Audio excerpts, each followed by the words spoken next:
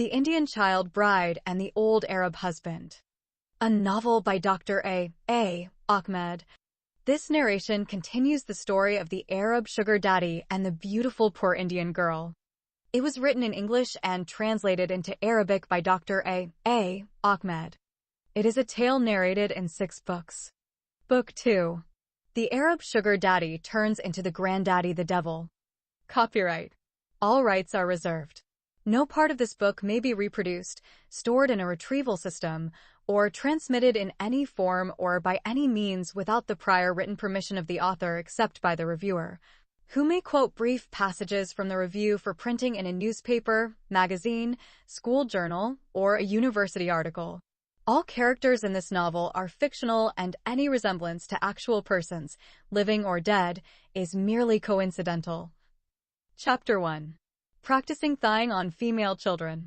There is an evil practice among the Arabs called mufakazat al-sigar, loosely translated as the practice of thaying on small female children. There is no proper English translation for this practice, simply because it is not a Western custom.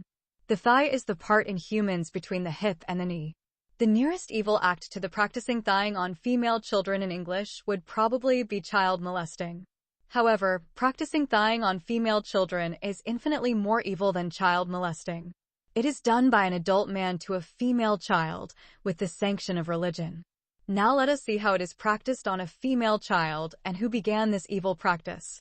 According to an official fatwa issued in Saudi Arabia, the Prophet Muhammad began to practice thaying his child bride, Aisha, when she was 6 years old until she reached 9 years of age. Fatwa number 31409. There is an authentic hadith of the Prophet Muhammad which mentioned that he started performing literal sex with Aisha only when she reached the age of 9. Sahih al-Bukhari, Book 62, Hadith number 89. Therefore, Muslim scholars collectively agreed, by virtue of divine example, that a female child becomes an adult, available for sexual intercourse as soon as she reaches the age of 9. Likewise, the Sharia allows any Muslim man to marry a 6-year-old female child. According to the fatwa, the Prophet Muhammad could not have sex with his fiancée, Aisha, when she was 6 due to her small size and age. Howbeit, the fatwa said that at age 6, he would put his penis between her thighs and massage it gently because he did not want to harm her. Imagine a man of 51 years of age removing the clothes of a 6-year-old girl and slipping his erect penis between her thighs, rubbing her until he ejaculated and his semen ran down all over her thighs. To this day, this is considered a benevolent act on the part of the adult male not wanting to harm her. What more harm could be inflicted upon an underage girl mentally and emotionally if not a grown man showing her his erect penis and stripping her of her clothes and rubbing his phallus between her legs? Of course, the twisted mind that does such evil to an underage female child would not hesitate to ejaculate on her body. And if this sexually perverted evil frame of mind committed such an act upon a female child, the pedophile would not stop ejaculating on her. His evil desire might go further and rape the female child before she is a mature adult. This is exactly what Muhammad did to Aisha when she was yet a child of 9 years. Before she reached puberty, he began to have sex with her. Even Aisha exposed her abuser and rapist in many hadiths. She mentioned that Muhammad married her when she was a mere child and she used to play with her dolls while she was in his house. Aisha narrated that, I used to play with the dolls in the presence of the Prophet, and my girlfriends also used to play with me. When Allah's apostle used to enter to us they used to hide, but the Prophet would call them to join and play with me. Sahih al-Bukhari, Volume 8, Book 73, Hadith number 151. This hadith had been explained by the renowned Muslim explainer Fateh al-Bari. The playing with dolls and similar images is forbidden, but it was allowed for Aisha at that time, as she was a little girl, not yet reached the age of puberty. Fateh al-Bari, Volume 13, page 143. Having proven that scandalous and evil marriage, let us now see what the modern fatwa said about the Prophet of Islam and his underage female child bride, Aisha. Praise be to Allah and peace be upon the one after whom there is no further prophet. After the Permanent Committee for the Scientific Research and Fatwas, Religious Divinely Guided Decrees, reviewed the question presented to the Grand Mufti Abu Abdullah Muhammad al-Shamari. The question was forwarded to the committee by the Grand Scholar of the Committee with reference number 1809 issued on 3/8/1421, Islamic calendar. The inquirer asked the following. It has become widespread these days, and especially during weddings, the habit of mufakazat al-sagar of small children. This Arabic phrase literally means placing the penis between the thighs of a female child. In other words, it can be translated as placing the male phallus between the thighs of a female child to get sexual pleasure. What is the opinion of scholars knowing full well that the Prophet, may the prayers and peace of Allah be upon him, also practiced the thighing of Aisha, the mother of believers, may Allah be pleased with her? After the committee studied the issue, they gave the following reply. It has not been the practice of the Muslims throughout the centuries to resort to this unlawful practice that has come to our countries from pornographic movies al-Kufar, the Western infidels, and the other enemies of Islam sent to us. As for the Prophet, peace and prayers of Allah be upon him, thighing his fiancée Aisha. She was 6 years of age, and he could not have intercourse with her due to her small age. That is why the Prophet, peace and prayers of Allah be upon him, placed his penis between her thighs and massaged it lightly, as the Apostle of Allah had control of his penis, not like other believers. 2 quick observations about this immoral and evil fatwa. Firstly, the fatwa said the Prophet Muhammad had practiced female child thighing on his fiancée Aisha and not his wife Aisha. That means he had sexually abused and molested Aisha before he married her. Secondly, the fatwa said Muslims learn to practice thighing of female children from the pornographic movies the Western infidels create and send to the Muslim world.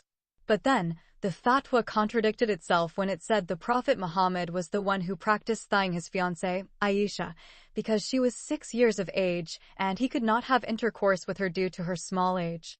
That is why the Prophet, peace and prayers of Allah be upon him, placed his penis between her thighs and massaged it lightly. That means Muslim men learn to practice the thighing of female children from the example of the child abuser, the alleged prophet of God Muhammad, and not from the Western infidels and their pornographic movies. Muhammad and his female child bride lived in the 7th century, and videos and pornographic movies are the inventions of the modern time in the 20th century. So, the Prophet Muhammad was the inventor, teacher, and true culprit of this evil crime against female children, and not the creation of the so-called Western infidels. Practicing thighing of female children is practiced in many Arab and Muslim countries, notably in Saudi Arabia, Yemen, Iraq, Iran, and the other Gulf countries. These countries are notoriously known for this evil practice. According to the Bahraini women's rights activist, Ghada Jamshir, there are many more such immoral practices against female children, like al-tamattu bil al-mufakaza, pleasure from sexual contact with her thighs, al-tamattu bil al-muqaba, pleasure from sexual contact with her breasts, al-tamattu bil al-sajra, pleasure from sexual contact with a baby girl, al-tamattu bil al-radia, pleasure from sexual contact with a suckling female. By Bahraini women's rights activist, Ghada Jamshir. The Islamic Sharia authorizes a grown-up man to marry even a 9-year-old female child. It is quite common to see a man of 70 or 80 years of age marrying a female child of 8 or 10 years. Recently, an 80-year-old Saudi man married a 10-year-old girl. On the wedding night, the child's private parts hemorrhaged so badly that they had to take her to the hospital. Another recent case was of a Yemeni man who raped his child bride on his first wedding night until she died. These are just a handful of the thousands of rapes of female children that take place each year, legalized by Islamic child marriage following the evil example of the Prophet Muhammad with his 9-year-old female child bride.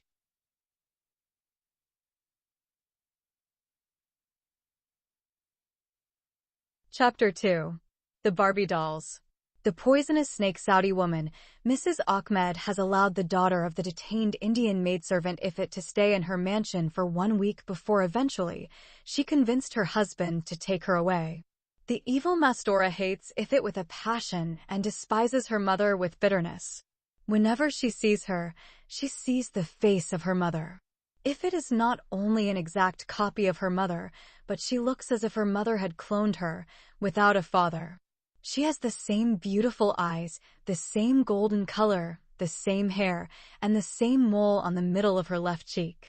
If Ifit stood among 1,000 underage Indian girls, no one would confuse her with any other woman, except her mother. The only differences between her mother and Ifit are their age and the size of their bodies. Her mother is a bit heavier and has a larger backside. Ifit might develop a more voluptuous body over time, much like her mother's once she started to develop into a young woman. The situation of her resemblance to her mother created a profoundly serious problem for her where she is staying.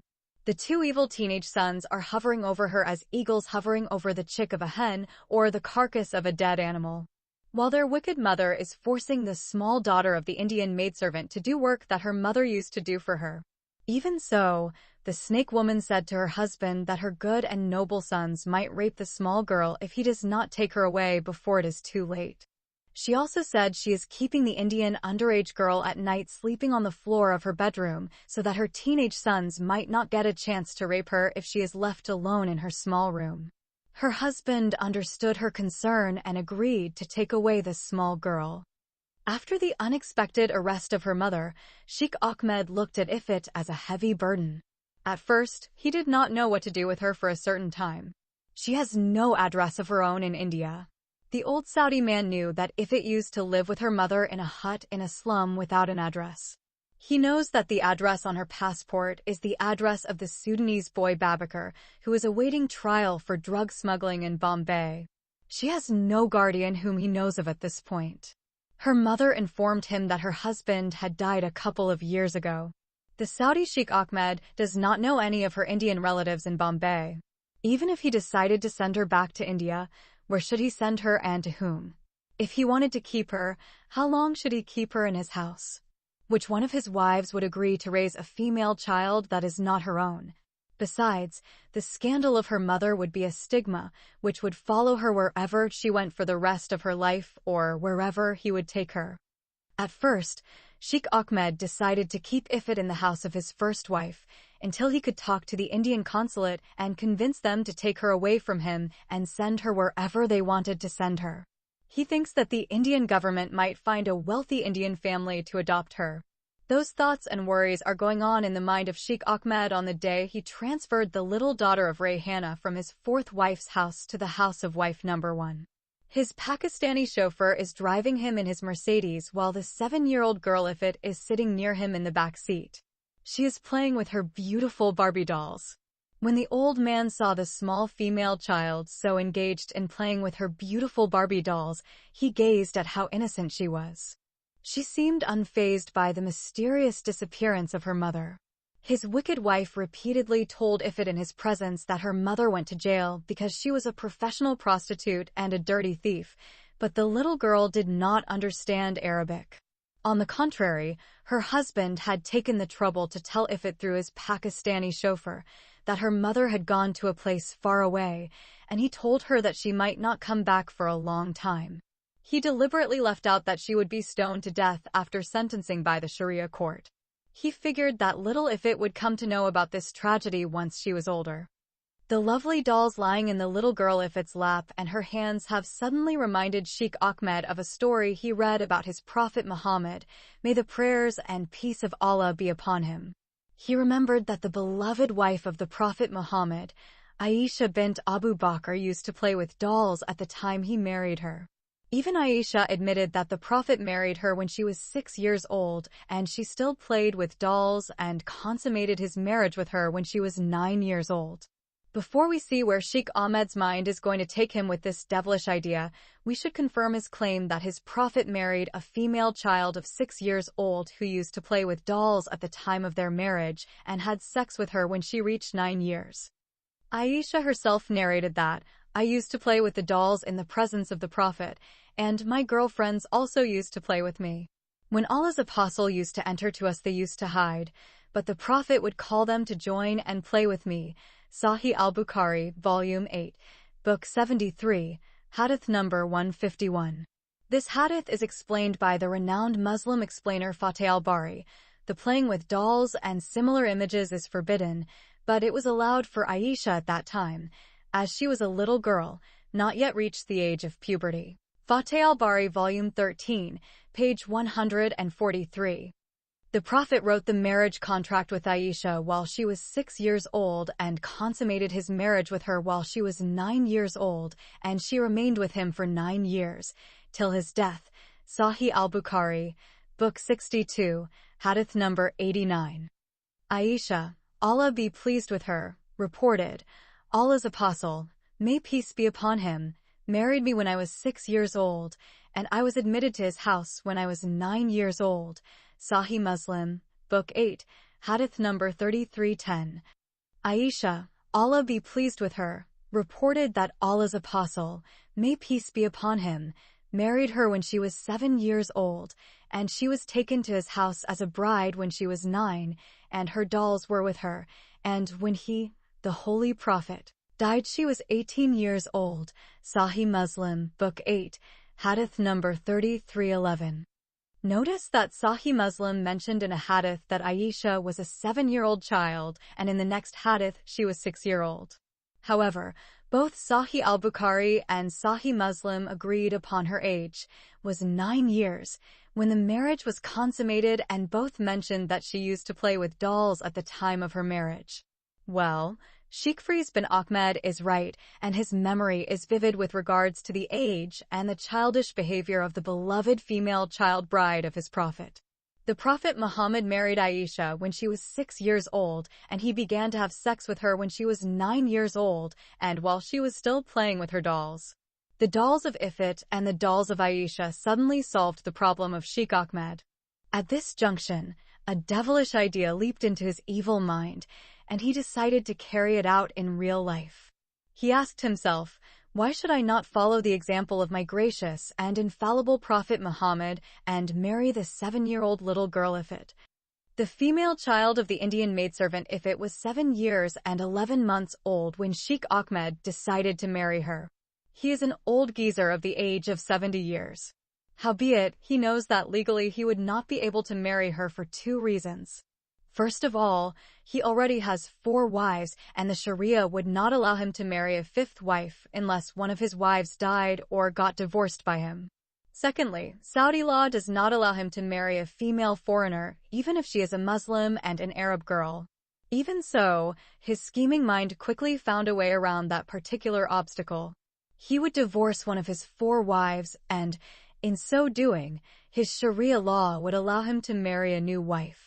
Islamic law places the right to divorce entirely in the hands of the man and does not require him to give any reason for divorcing his wife. He can just say to his spouse, "You are divorced," and the divorce will take place. No mazun, no Sharia court, no witnesses, and no divorce certificate are required. Moreover, the man is not like the divorced woman. He needs to wait for 3 months and 10 days before remarrying another woman. He can divorce one wife today and marry another one tomorrow. Al-Hasan, the grandson of the Prophet Muhammad, used to divorce 4 wives in one go and marry another set of 4 women on the same day. He was a marriage addict. He married 200 wives plus his uncountable number of right-hand possession or female slaves. The Prophet Muhammad praised him for his ability to marry such an unbelievable number of women. Regarding the Saudi restriction around foreign brides, Sheikh Ahmed knows that it is just a man-made law. Sharia law never forbids marriage to a foreign woman or an underage female child. He had already married a Christian girl in India, the lovely Christy, who was not a Saudi girl, and consummated his marriage with her. They lived together for 18 months before she cheated on him and divorced him through the Bombay Divorce Court. Regarding which wife the notorious womanizer Sheikh should divorce, 2 immediately popped into his mind. He should either divorce the 4th wife from whom he has just taken the little daughter of his detained maidservant away from her house, or the 1st wife he is taking Ifrit to. The 4th wife is ugly, skinny, always complaining, and hard to please. His 3rd wife is obese, ugly, and evil like him. The 2nd wife is an old and decrepit woman. His 1st wife is old and dying of cancer. Twirling the idea in his head, Sheikh Ahmed dismissed the idea of divorcing Mastora for fear of losing her father's business favor. He then, understandably, decided to divorce Khadija, wife number 1, so that he could upgrade. After coming to that conclusion, Sheikh Ahmed began to justify this decision in his head. He has concluded that Rayhana Khan had used him to come to Saudi Arabia for her to be with her Indian lover Aslam Ali Khan. He reasoned that she lied about being raped by 2 Saudi policemen and rescued by a Bedouin family. She might also have just allowed the 2 police officers to have sex with her as a sexual bribe, and then she asked them to release her and then drop her off at her Indian lover's apartment. If that Indian man Aslam Ali Khan is not her lover, why did she agree to marry him? When he convinced her to marry his chauffeur, Sabir Ibrahim Shah, why did she not mention that she had already gotten married to another man? Why didn't her first husband phone him or come to demand his wife back? What husband would keep quiet and do nothing if another man came and took away his wife from a beauty salon? He remembered he had given his business card to the woman owner of the salon. Most probably the Filipino woman had given his phone number and address to her first husband Rayhana when he came and did not find her. So, Sheikh Ahmed concluded that Rayhana is either truly a professional prostitute or a big cheater woman who used him to come to Saudi Arabia so that she could be with her Indian boyfriend. Satisfied with his logic, he now felt justified in forsaking the love he felt for her and leaving her to face her anticipated demise through stoning to death. Therefore, this justification left him free to marry her daughter. In the back of his mind, Sheikh Ahmed remembered that he had already been cheated by 2 beautiful Indian women, Christy and Rayhana. There would not be a third Indian woman. His mind is now made up about marrying the little girl Ifit, but a few obstacles still stand in the way. How could he marry her and where should he keep her? He knows the Sharia law would allow him to marry a 7-year-old girl, but his Saudi law forbids marrying female foreigners. Even if he married her secretly, where would he keep her? At first, the old geezer thought of marrying Ifit and keeping her in another Muslim country. But which country should he choose? Several Muslim countries popped up immediately in his mind: Somalia, Sudan, Eritrea, Djibouti, Libya, Yemen, Indonesia, Malaysia, Bangladesh, Iraq, Iran, Pakistan, Afghanistan, Azerbaijan, Uzbekistan, Kyrgyzstan, and Burkina Faso. In fact, there are 55 Muslim countries, but these are the only ones that popped into his mind. All of these lands are Muslim countries and allow child marriages. He decided to write the name of each country on a piece of paper and fold it up and then ask his to-be child bride Ifit to pick a piece of paper, and whatever she picked from the lot would be her country. Albeit, on second thought, he dismissed that idea.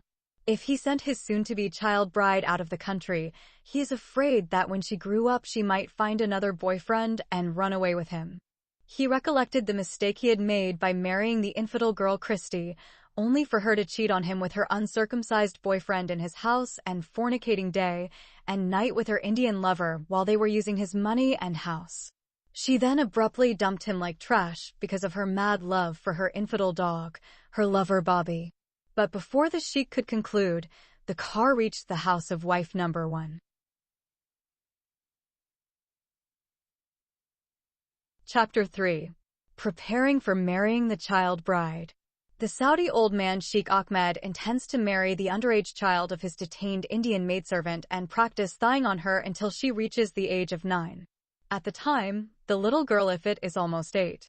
She is 7 years and 11 months old. She does not even know what sex is. When she saw her mother stripped naked by the 2 policemen in the desert, she thought they were killing her. When the Saudi policeman took her out of the police car, showed her his male part organ, and tried to force her to hold it in her hand, she did not have an inkling about what he was trying to do to her. What she did know is that it is wrong to show your private parts in public, and she resisted his attempts to force her to use her hand to masturbate.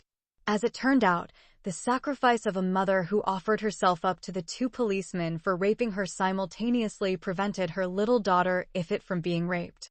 Alas, now with her mother unjustly incarcerated and awaiting her execution, Ifit lost her one and only female guardian, with no one to protect her from life's evil.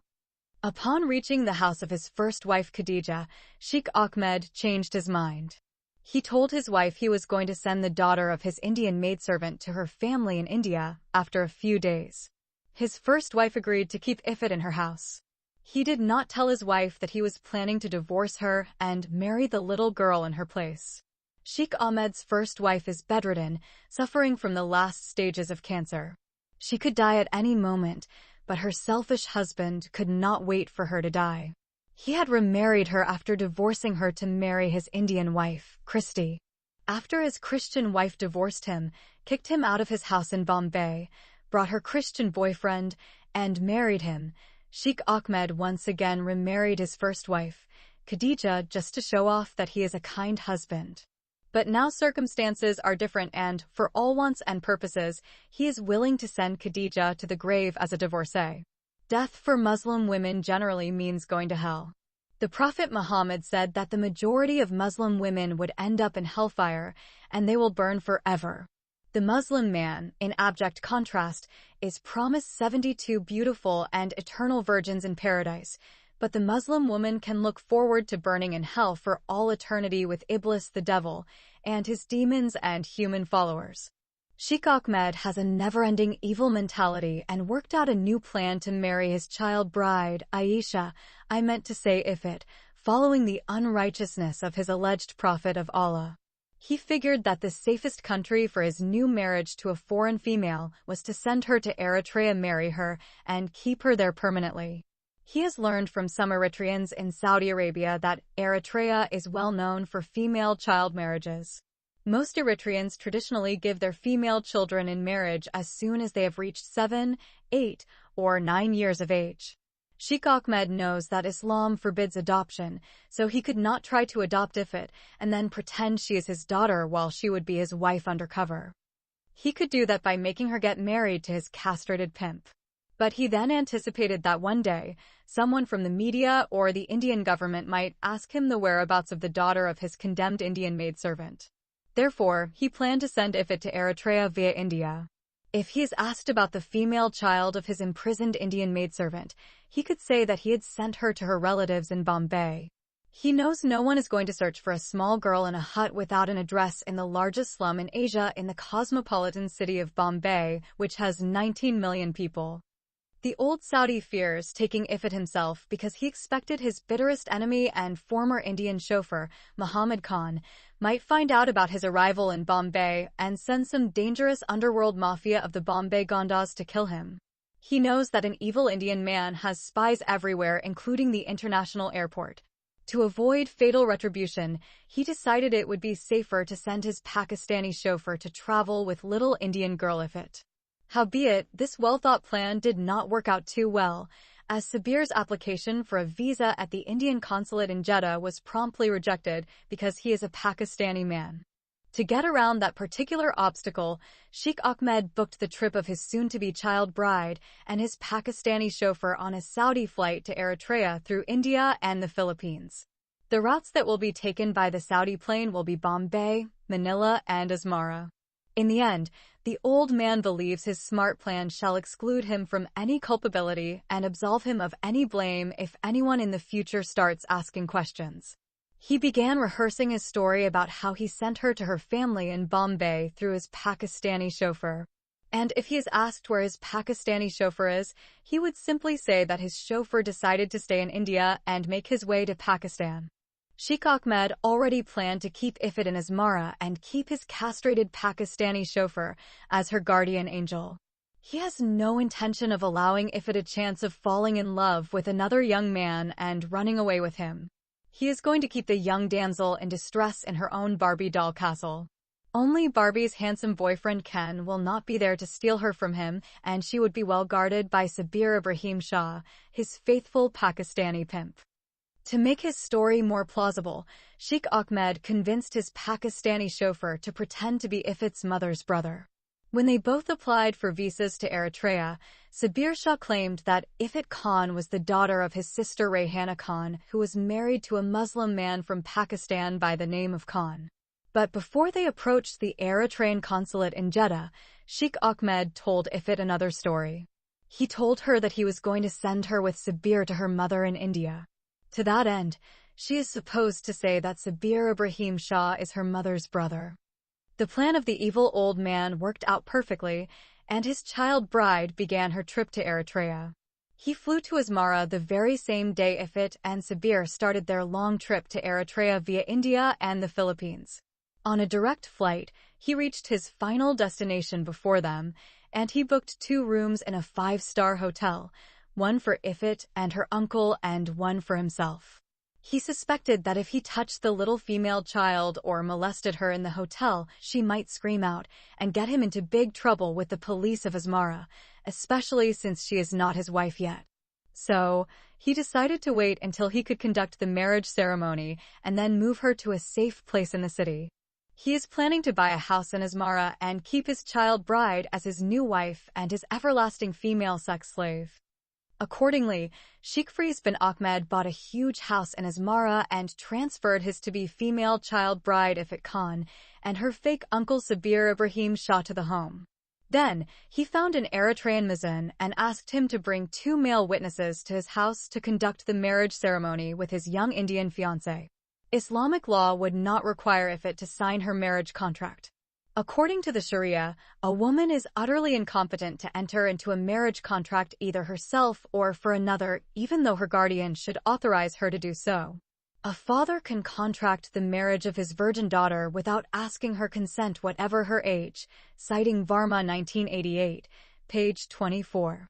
Since Ifrit Khan is a virgin, her consent is not required. When her mother was contracted in marriage to Sabir, the Islamic law required her consent because she was not a virgin. In some Muslim countries, a Muslim widow or divorcee would not be forced into another marriage without her consent. When the Eritrean Muzin arrived, with his 2 witnesses, Sheikh Ahmed and Sabir signed the marriage contract. As her uncle, Sabir is considered the guardian of Ifrit Khan. The alleged messenger of God Muhammad said no marriage without a guardian. The Prophet said further that if a woman gets married without her guardian's consent, she is a prostitute. Somehow, Muhammad exempted himself from this law when he married Zainab bint Jahash and Safiya bint Huyay. In the case of Zainab, he claimed that Allah had married her to him and Safiya had no one left to be her guardian because Muhammad had already killed her father, husband, brother, and entire Jewish tribe.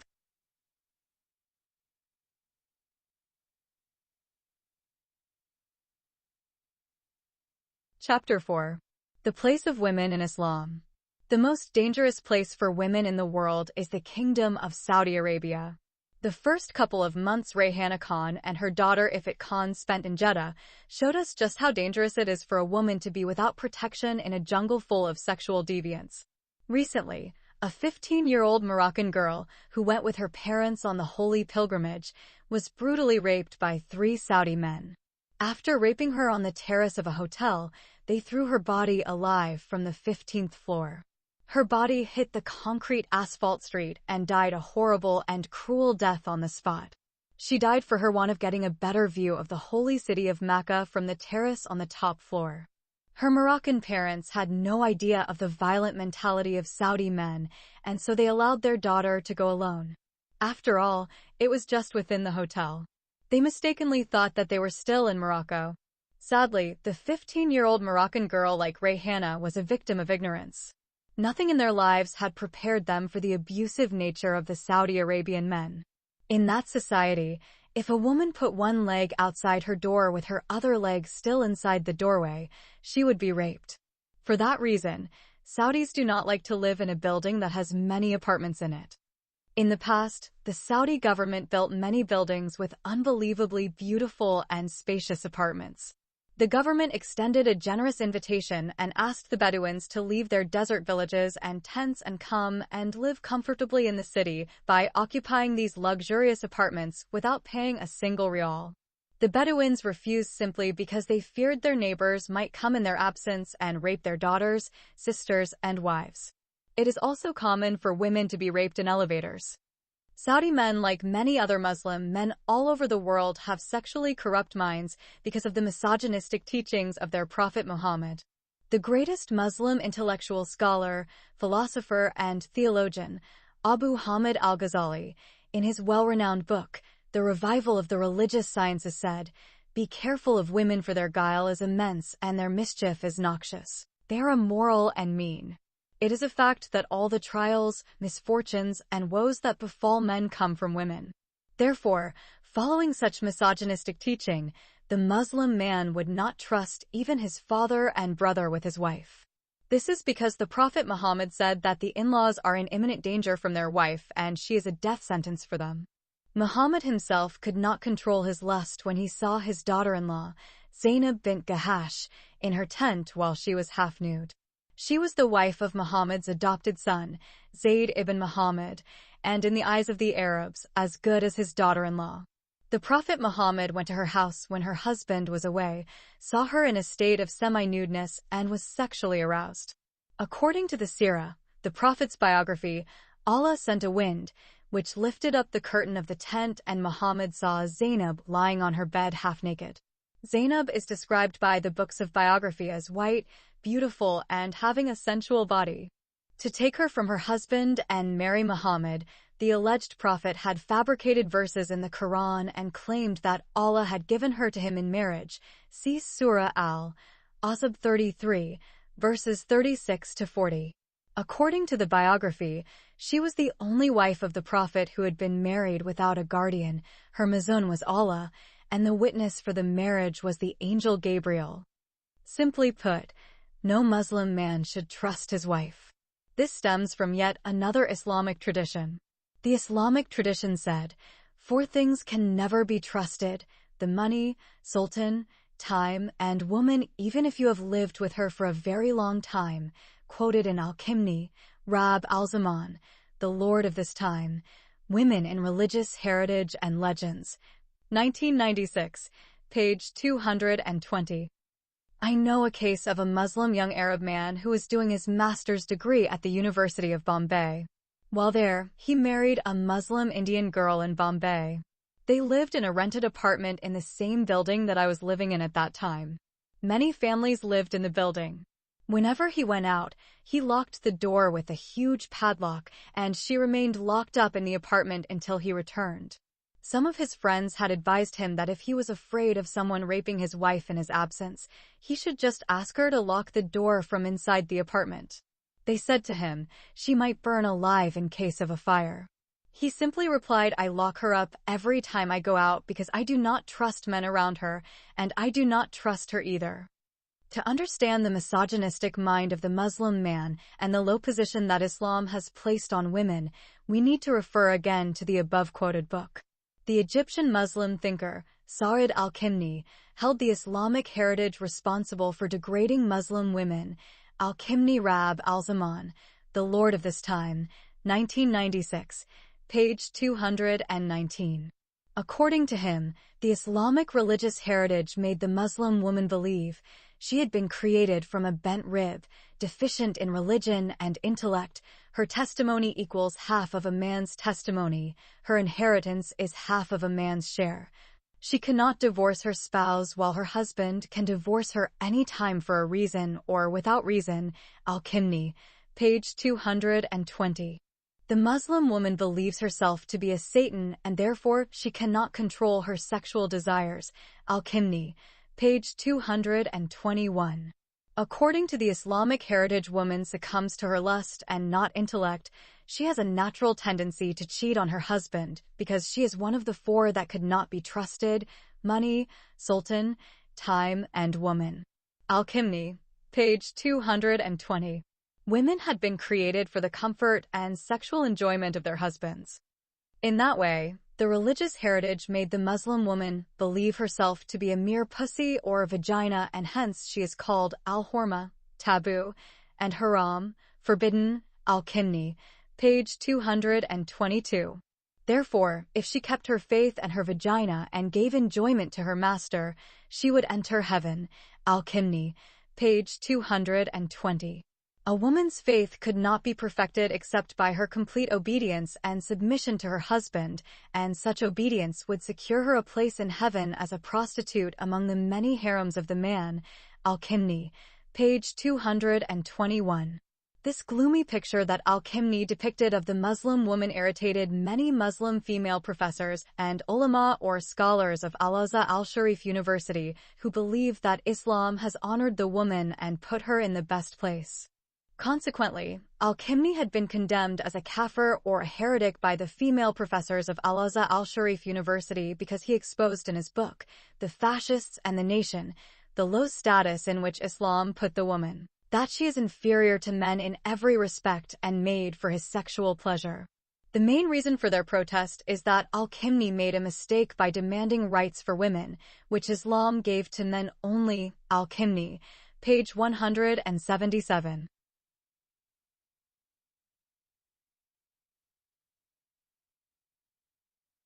Chapter 5. Practicing thawing on the underage bride. When the little female child Ifrit Khan contracted in marriage to the 70-year-old Saudi man, she was over 7 years old, almost 8 years less a month. She has no idea what marriage is. She has not even been informed that she is to become the wife of Sheikh Ahmed. The Eritrean imam wrote the marriage contract, issued the certificate, received his money fees, and then left, followed by the 2 male witnesses. As soon as the Eritrean imam and the witnesses left, the evil old man decided to imitate the example of his infallible and ungracious Prophet Muhammad. He took his 7-year-old female child bride to his bedroom and asked his Pakistani pimp to translate his first words to her. Through his interpreter, he told Ifrit that she had become his wife. The underage bride could not understand what he meant by his wife. Then, he told her that he was not going to harm her.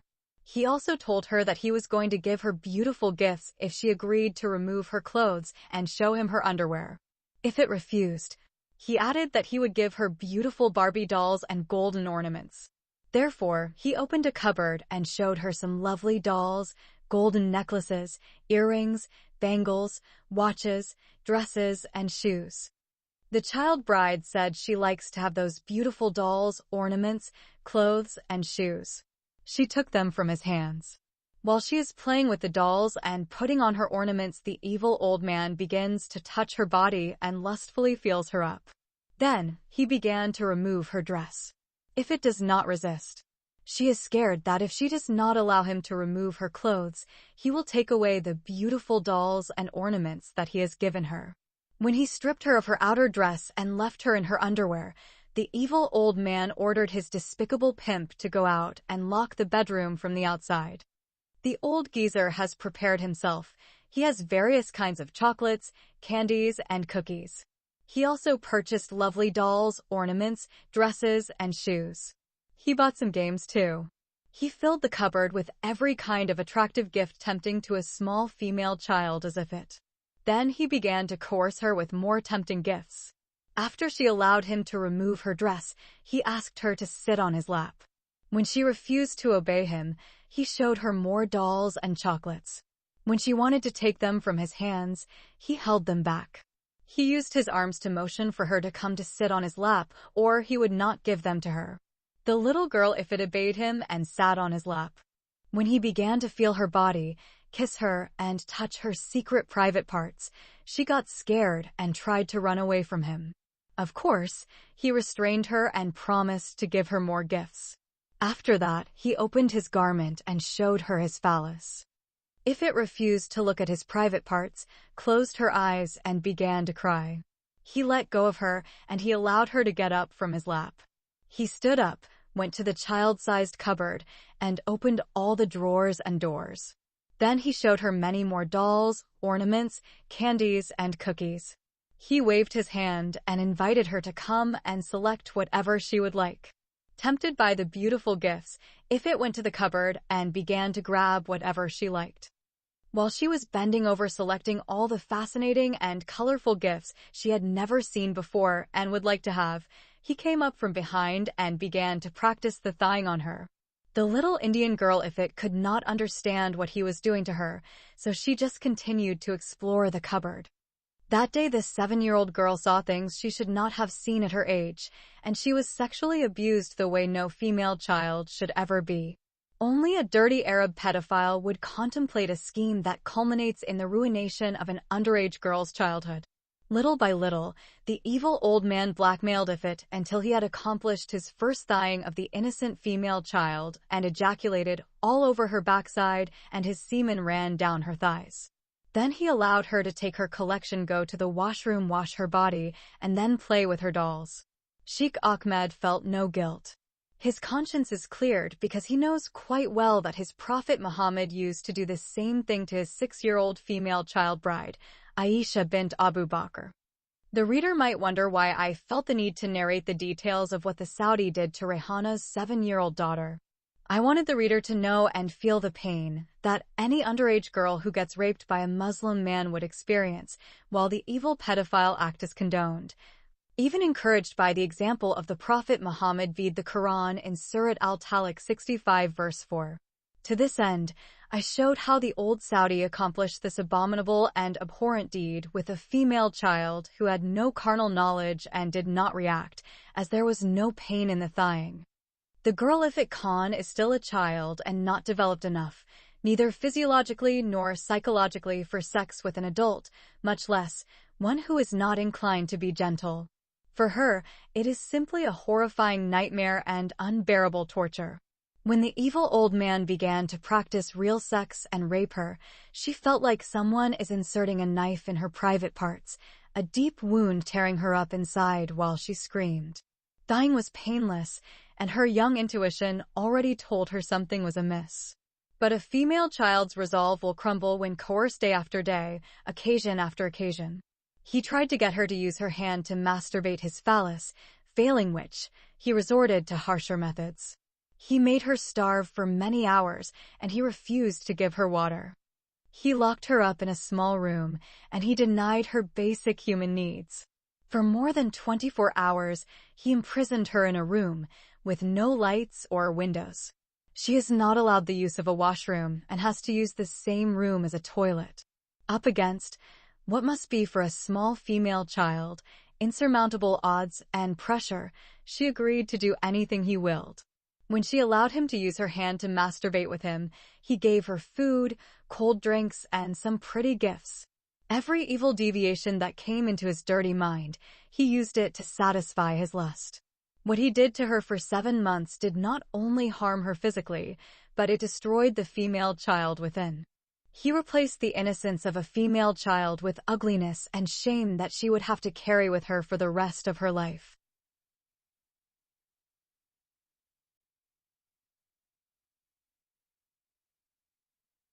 Chapter 6. On being a female child bride in Islam. Sex with the notorious Arab womanizer, who is also a pedophile old man, is an exceedingly painful daily experience for the underage girl Ifrit Khan. She fought and struggled, but with his uncaring and brutal methods, he forced himself on her. Sheikh Ahmed, like many evil men, enjoys inflicting pain on his female victims during sex. Some Muslims believe that the jihad of the woman should be on the bed of her husband. The good Muslim wife is the one who is supposed to feel the pain during sexual intercourse, and the noise and sound of distress allow her husband to validate his manhood and strong sexual ability. The more she feels the pain in sex and she screams, wails, and bewails, the more good jihad she performs and gets rewarded by Allah. That is why Muslims in France pay huge sums of hard foreign currency to French doctors to have their wives made virgins again. A Muslim man in France is prepared to pay a French doctor $5,000 to make his wife a virgin, just like the time he married her. He enjoys penetrating her cunt and breaking her hymen over and over again. The act of penetrating a woman's hymen causes bleeding and pain for some more than others, especially the noticeably young wives. The evil and perverted is the mind of a husband who enjoys causing pain to his wife and seeing the blood running out of her vagina. Muslim men get these twisted ideas directly from the teachings of Islam about the virgins of paradise. The Quran and Hadith simply state that the virgins of paradise remain virgins after intercourse. The Prophet was asked, "Do we have sex in paradise?" He answered, "Yes, by he who holds my soul in his hand, and it will be done daman, that is the intercourse done with such shove and disturbance.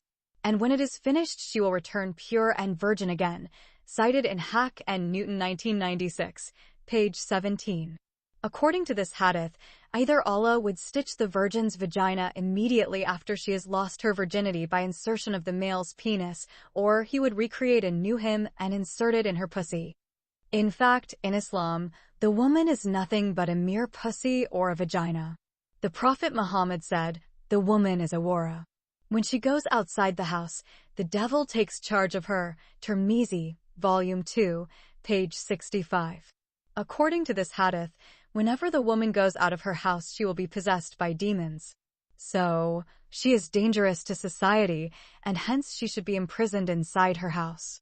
There is no definition so widely used and accepted among Muslims for defining the woman than saying, "The woman is a wara." The term awara is defined in the Encyclopedia of Islam as the external genitals, especially of the female, cited in Hack and Newton 1996, page 5. So, to put it bluntly, a woman, from head to toe, is a big pussy. Sex occupied the mind of the Prophet Muhammad throughout the 25 years of preaching his new religious cult. As if 72 virgins are not enough, every Muslim man is entitled to 100 young boys that the Quran describes as diamond-sparkling boys. There will circulate them boys for them as if they are beautiful pearls well protected. Quran Surah Al-Tur 52, verse 24. The Quran describes the beautiful young boys as not getting a headache or bleeding. Some Muslim scholars hide the fact that the Quran has promised these 100 beautiful boys sex and sodomy. They argue that the purpose of the boys in paradise is to serve the faithful men. One may ask, if the beautiful boys are to serve the faithful Muslims only, why then does the Quran say that they would neither bleed nor have headaches? The Quran meant the beautiful young boys would not bleed during sex because there is no hymen to tear or break when the male penis is penetrating during sex with those pretty 100 boys. Anyhow, Sheikh Ahmed did not live for 7 months in Eritrea. He kept his Pakistani Kolam as a guard to keep his child bride imprisoned in his Asmara house. Kolam means a male slave and Khadimaya means a female slave. No wonder the maidservant is called Khadimaya. African and Asian Muslims show high respect for their Arab masters or employers and look at them as superior to them, as if those Arabs are Brahmas and they are untouchable outcasts in Hindu society. The Muslim Arabs have been revered and exalted by non-Arab Muslims because the Prophet of Islam is an Arab. This stupidity led some black Africans like Sudanese, Somalians, and Mauritanians to claim that they were Arabs too. The Pakistani chauffeur is such a faithful and obedient slave to his Arab master. He is prepared to do anything to please him. Even if he asks him to bring his wife and sister for sexual entertainment to Sheikh Ahmed, the despicable Pakistani pimp will bring them to his Arab master. The old Saudi spends a few days every month with his imprisoned child bride and then returns to his country. He hired 4 Eritrean Khadimiyat, maidservants, for serving his female child bride of it, 1 woman for cooking, 1 for cleaning the house, 1 for washing the laundry, and 1 for massaging and applying dilka and khamra on her body. The old geezer has also kept a guard at the gate of his big mansion. This Eritrean guard, who looks like one of the terrorists of Boko Haram, has a licensed and fully loaded rifle. Whatever food his female child bride desires, and whatever clothes and dolls she wants to have been provided. She has become decked in gold and diamonds from head to toe. He treats her the same way he used to treat his former Indian bride Christy. It is not hard to imagine the little bride if it feeling like a bird kept in a gilded cage. Since she had stepped foot inside the mansion, she had not been allowed to go outside the compound of the prison. It is a mansion but not a home, a palace of terror instead of a safe and loving environment. Many times, she begged Sabir to allow her to go outside and play in the grass with her dolls, but he refused. She cried and begged the lustful pedophile to take her to where her mother was, but he would sharply deny her request. He simply countered her pleas by telling her the Saudi police had taken her mother to a place extremely far away because she had done something awfully bad. He refused to tell her what her mother had done or when she was going to come back and get her. He does not like to talk about her mother, as much as Kais used to love his lovely Indian Layla. From the day she got arrested, he started to hate even hearing her real name, Rayhana. For several months, the evil Saudi thied and molested his Indian female child bride. When she reached the age of 9, he began to prepare her for vaginal sex. He intends to teach her about sex, or at least the part she has to play before he would start raping her. He brought porn movies and forced her to watch them with him. She did not like them, but she agreed after going through another round of his starvation and imprisonment techniques. He made her understand what he wanted to do with her by the example of the sex scenes in pornographic movies. When he tried to rape her, she resisted and fought him off. He discovered that she had grown up and was much stronger than before. So, to get her into obedience and compliance, he simply broke her resistance by withholding all food and water. Crying and begging have got her nowhere. He simply repeated his old line that if she did not do exactly what he wanted, he would not give her any food or water. But the little girl Ifit refused to yield to his requests and told him she wanted to die. For 2 days, the small female child went without food and water. She thought that she would starve to death and go to heaven to be with her father and mother. When her father committed suicide, she was told by her mother and grandmother that her father died and went to heaven and is living in a better place. She now believes that the same police officers who had beaten her mother and done all those bad things to her had come back, taken her away, and this time killed her for real. In her mind, it is simply better to die and go be with her parents than continue living in the house of horrors with a nasty old man that made her do all those things she did not like to do. The vicious old geezer became extremely furious and continually struck her face and flogged her with a big whip. When he was done with his revenge beatings, he would lock her up in the darkroom again. The small girl Ifit, or any other, is not capable of outmaneuvering the mind of a professional abuser. He simply resumed his methods, and he eventually got exactly what he wanted. On the 3rd day, Ifit loses her strength and is no longer able to move around. While she is lying half-conscious, the old man came in and removed her dress and underwear and began to rape her. She could not move a limb to stave him off. Sadly, her ability to feel pain is undiminished. The old man tried but could not penetrate her private parts because she was just too underage. Not giving up, he used his finger to widen her vagina. His finger felt like a sharp metal rod forcing itself inside her. She wanted to cry, but her dried-up mouth and weak body could not scream out in pain. Only a steady flow of tears poured out of her eyes. Using the middle fingers to widen the private parts of underage girls or female child wives is quite common in Arab countries. No matter how many times the old monster had tried repeatedly to penetrate the private parts of his underage child bride, he could not succeed. Those repeated attempts had given the small girl Ifit continuing day and night nightmares and unbearable tortures and copious bleeding in her private parts. The wicked Arab man had even tried anal sex with his victim, but he could not succeed in that too. The old geezer has become very advanced in his years and has lost much of his vigor, but is determined to penetrate her by all means. He knows his fingers alone would not widen her vaginal canal, but he has brought many sex toys.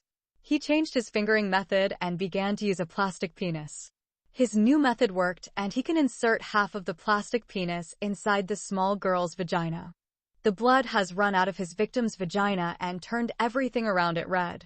She felt as if he was using a sharp knife and sawing her into 2 halves.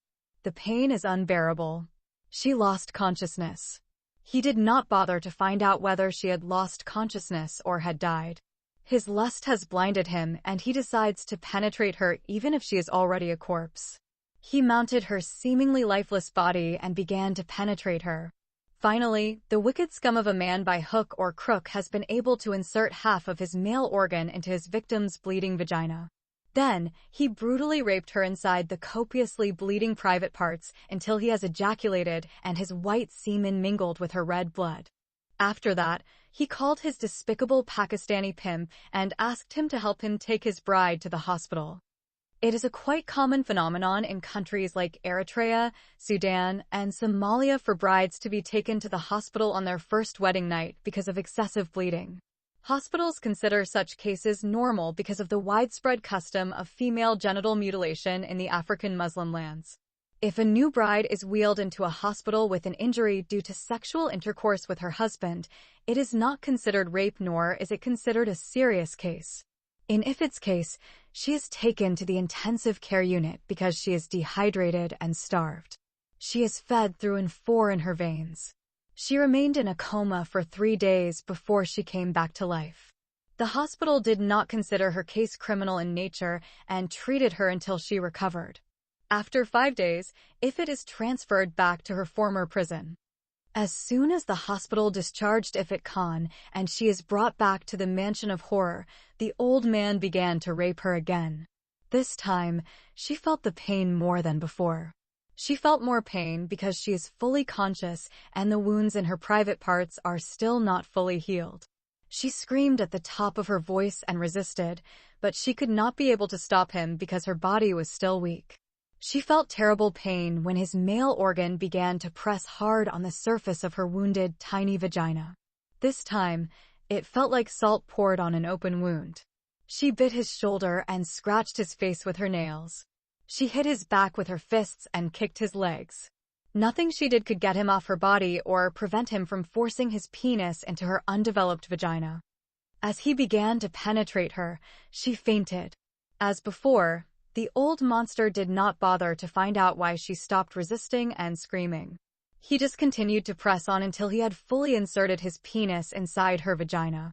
This time, he did more damage and after he ejaculated, blood pooled around her body. For the second time, he called his Pakistani pimp and asked him to treat the child bride. This time, he decided not to take her to the hospital. He is afraid that she might be hospitalized again for a few days. He would not tolerate waiting until she got discharged. He wants to enjoy raping her no matter what her health condition. He just told his pimp to clean up the blood around her vagina and to apply Dettol to stop the